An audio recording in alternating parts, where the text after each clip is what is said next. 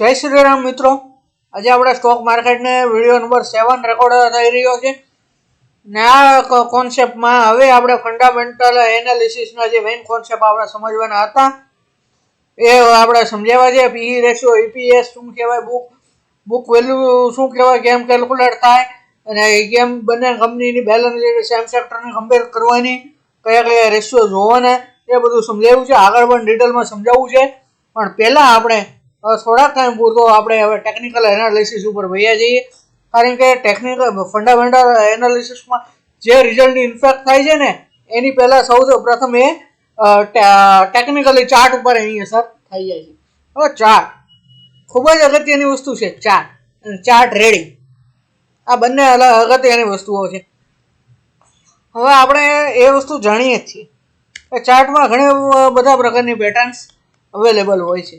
Chart patterns, line chart હોય, candlestick chart હોય. Line chart છે ને એ આપણને ક્લોઝિંગ ભાવના આધારે લાઇન દોરે છે. ક્લોઝિંગ પોઈન્ટ્સ મેળવીને લાઇન ડ્રો કરવામાં આવે છે.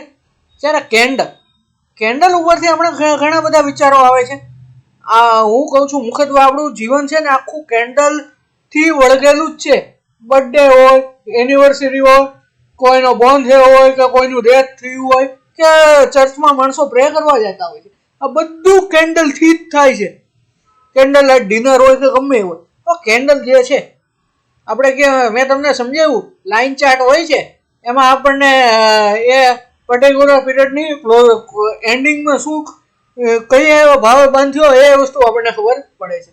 જ્યારે કેન્ડલસ્ટિક પેટર્નમાં આપણને એ પર્ટિક્યુલર પીરિયડનો હાઈ, લો, ઓપન, ક્લોઝ આ 4 પોઈન્ટ્સ આપણને મળે છે.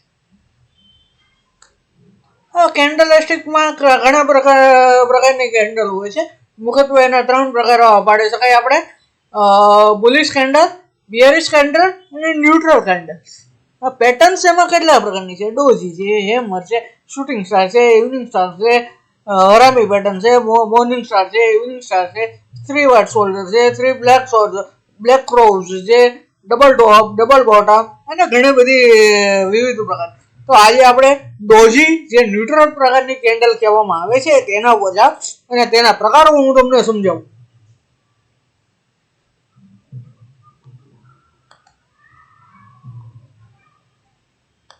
ડોજી કેન્ડલની જે ઇમ્પોર્ટન્ટ નોટ હોય એમાં શું હોય? લોંગ શેડો, એટલે ઉપરનું વીક હાઈ અને ક્લોઝ આખા હોય, હાઈ અને લો આખા હોય.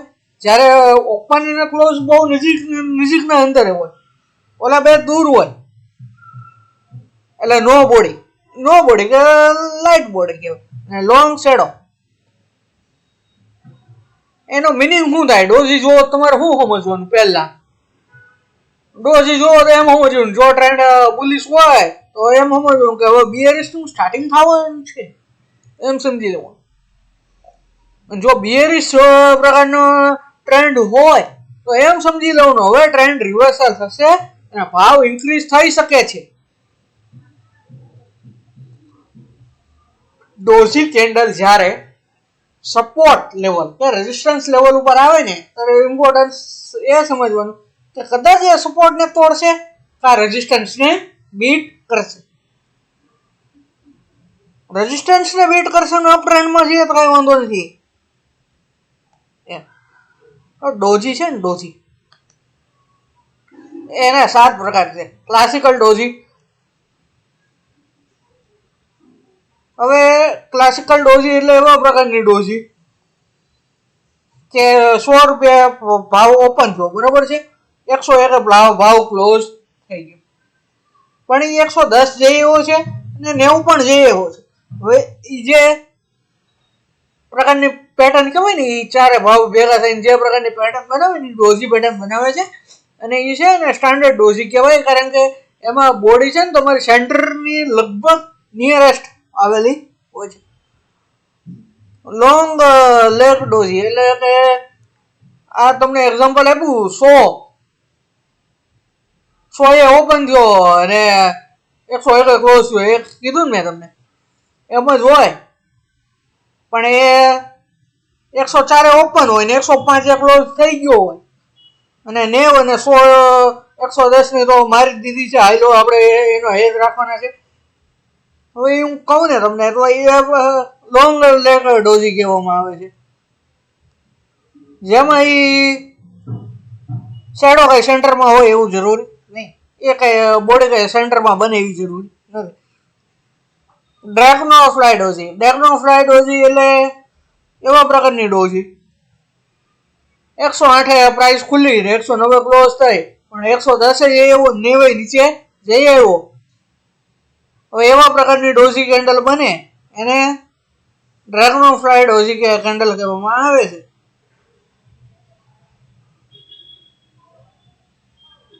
ગ્રેવસ્ટોન ડોઝી એટલે એવા પ્રકારની ડોઝી કેન્ડલ બને છે કે આપણે 90 થી 110 વાળું એક્ઝામ્પલ મેં તમને આપ્યું, એ કન્ટિન્યુ રાખો. એ 92 એ ઓપન થાય, 93 એ ક્લોઝ થાય પણ એ નીચે 90 જઈ આવી ઉપર 110 જઈ આવી એવા પ્રકારની કેન્ડલ બને અને ગ્રેવસ્ટોન ડોઝી કહેવામાં આવે છે.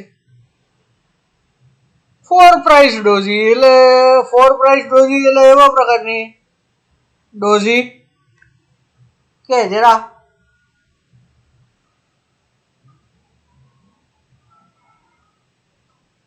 105 ઓપન થઈ, 105 તે હાઈ એનો 105 છે, ક્લોઝ 105 થાય અને બંધ 105 આવી બરાબર ની ડોઝી.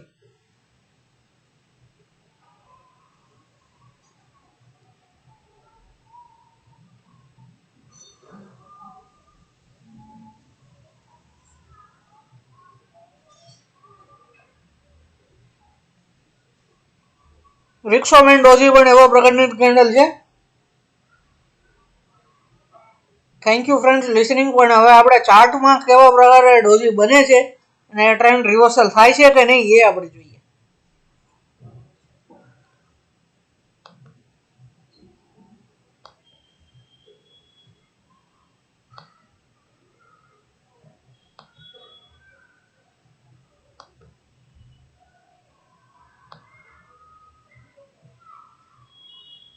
ડોઝી હોય એટલે એમ નહીં સમજવાનું કે ટ્રેન્ડ રિવર્સલ થાય જ નો પણ થાય.